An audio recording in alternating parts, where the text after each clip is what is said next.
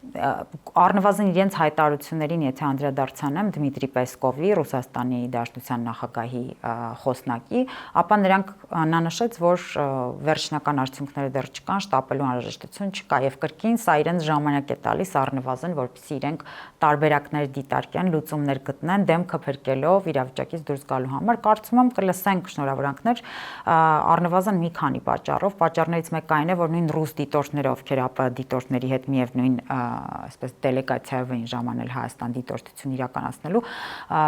հավաստել են, որ ընտրությունները չեն անցել խախտումներով եւ համապատասխանում են ժողովրդավարական ընտրությունների բոլոր նորմերին, անցկացման բոլոր նորմերին։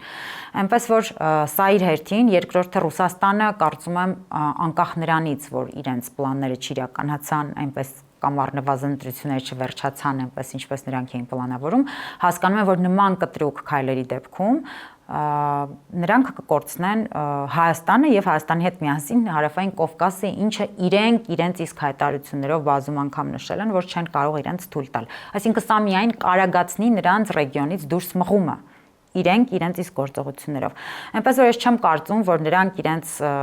շահերով չեն առաջնորդվելու, պարզապես դեռևս չեն կողմնորոշվում, time out են վերցրել, մինչև պարզ կլինի, թե ինչպես են այդ քայլին գնալու կամ ինչպես են դա իրականացնելու։